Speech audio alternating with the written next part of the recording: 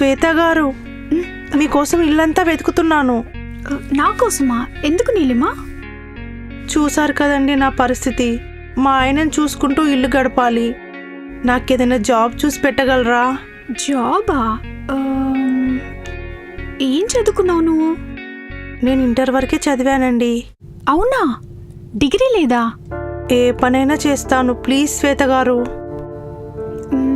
Degree లేదంటున్నావు. నాకు తెలిసిన ఒక అంకుల్ ఉన్నారు. ఆయన ఛానల్లో వాయిస్ ఓవర్ చెప్పడానికి ఒక లేడీ కావాలన్నాడు. వాయిస్ ఓవరా అంటే ఏంటండి? నీకెలా చెప్పాలి? నువ్వు క్రికెట్ చూసేటప్పుడు బ్యాట్స్మెన్ బంతిని బౌండరీ దాటించాడని వెనక చెప్తుంటారే.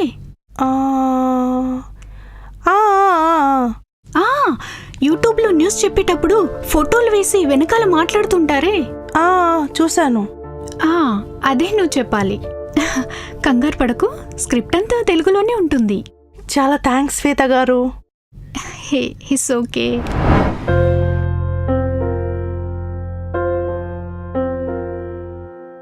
ఏయ్, సారీ ఫర్ ద లేట్. పర్లేదు అంకుల్, నేను చెప్పిన అమ్మాయి తినే. నమస్తే అండి. నమస్తే. ఓకే, పేరేంటమ్మా? నా పేరు నీలిమ అండి. ఓ ఓకే. ఇందులో ఉన్న మ్యాటర్ని కొంచెం లౌడ్గా చదువమ్మా. నా పేరు సుకన్య. నా మొగుడు శృంగారంలో 2.5 నిమిషాలే గడుపుతున్నాడు. అలా నేను బాధపడుతుంటే మా పైనే ఒక కత్తి లాంటి కుర్రాడు. ఏంటి సార్ ఇది? ఏంటి శ్వేత, చెప్పి తీసుకురాలేదా? చూడమ్మా నీలిమా, నువ్వు ఇలాంటి శృంగార కథలు వాయిస్ ఓవర్లో చెప్పాలి.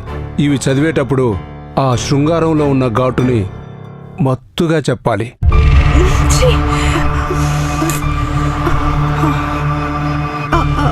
అంకుల్, నేను కొంచెం అర్థమయ్యేలా చెప్పి తీసుకొస్తాను.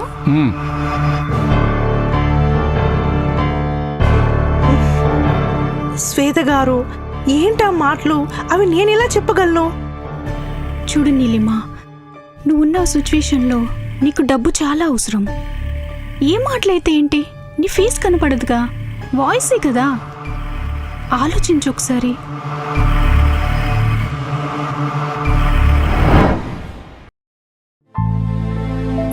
ఏం లేదు అంకుల్, అలాంటి మాటలు చూడగానే కొంచెం నర్వస్ అయింది.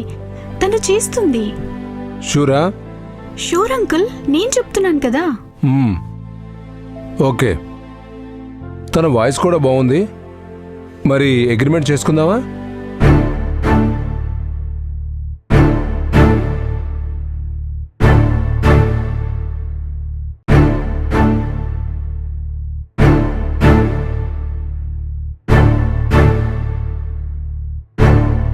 హలో. ఓకే సార్, చేస్తాను. ముందు ఈ పేపర్స్ మీద సైన్ చేయండి.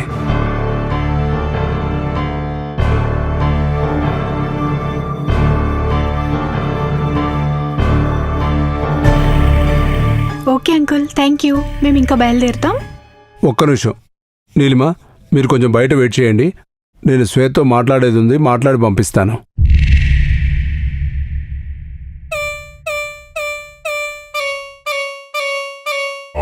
Okay sir.